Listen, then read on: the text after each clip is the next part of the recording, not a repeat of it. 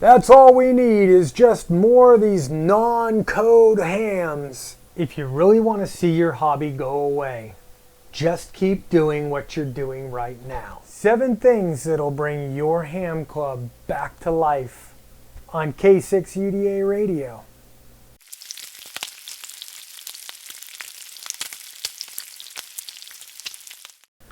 When I first got licensed, not too long ago, 2 things happened that made a big impact on me. Number 1, I went and joined my local ham radio club because I didn't know what else to do. I didn't know what else was going on, and I wanted to learn about the hobby. One of the older members in the club told me something that really stuck with me. He said, "You know, our hobby's getting older, our membership is getting older, guys are starting to die.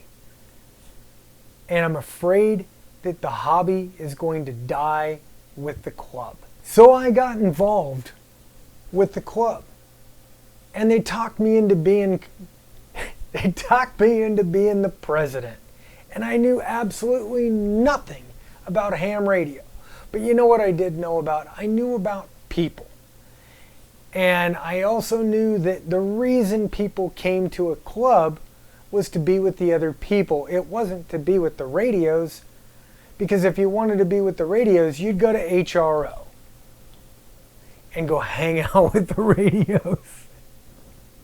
It was to be with other people who you shared a passion, who you shared your hobby and your interest with. So I made it my mission to involve new people in the club and to get the membership boosted back up and get more interest in the club for new members. Some of the things that I decided to do, or that I made it my mission with, was to make things fun and interesting.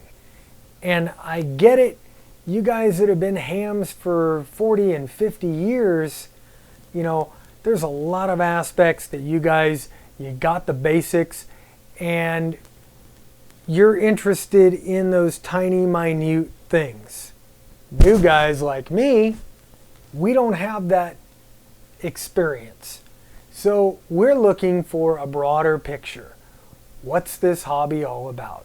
And I decided when I was president, I wanted to kind of go back to basics, and I wanted to make things fun and entertaining to the new ham and kind of the non-ham, to bring them in. So one of the things that I wanted to do was make our presentations, our monthly presentations, fun and entertaining. I wanted to bring in dynamic speakers, people who had the ability to do something fun, to entertain an audience and not just lecture an audience.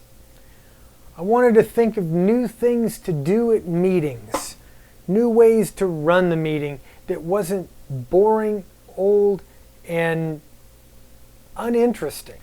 I didn't want things to get too technical. There's the fine line between having a technical program and having an entertaining, engaging program that all the guys and the gals in the club want to hear and won't walk out on in 10 minutes. Make your visitors feel welcome.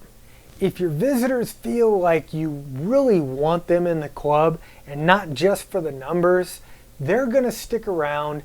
They're going to feel that energy. They're going to want to be part of this energy and this camaraderie that you guys have created in your club.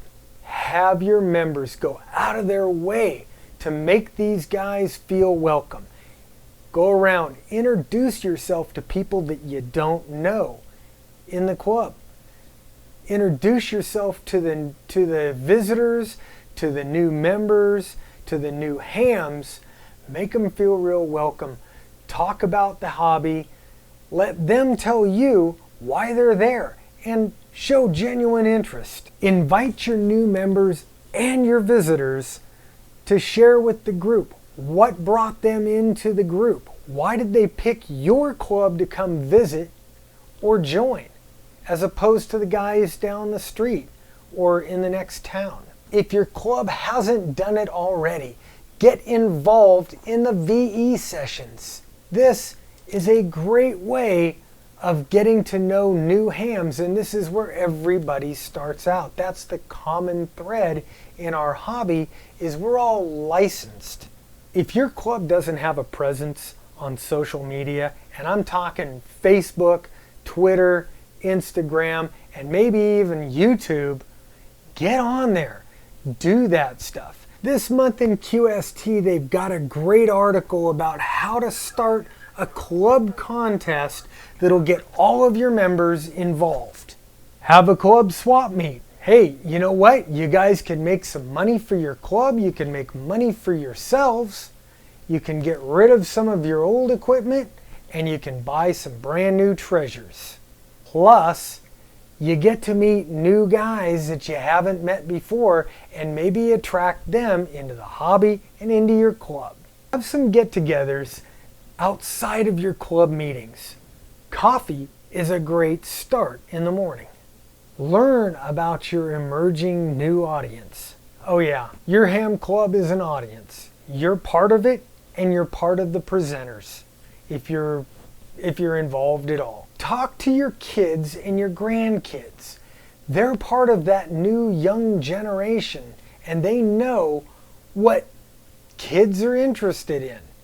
How about guys with Jeeps and four-wheel drives? They need communications to stay up with their friends when they're doing it, and that's a perfect opportunity for us as ham radio operators to sell them on the idea of ham radios. I know here in California, we've got the Rubicon and Fordyce up here where I live, and these guys have actually gone and installed a ham radio repeater on the hill because no cell phones are getting out where these guys are going, and a lot of times they got guys that break down, they crash these things, they roll them, whatever, and they need comms to get back over on this side of the hill where they can call their friends and family, have them help out, have them come get them, or just let them know what time they're going to be home for dinner. So there you have it, 7 ways that you can get more interest in your local ham radio club and grow the hobby besides. Guys, that's it for me. I'm Bob, K6UDA. I'm out of here.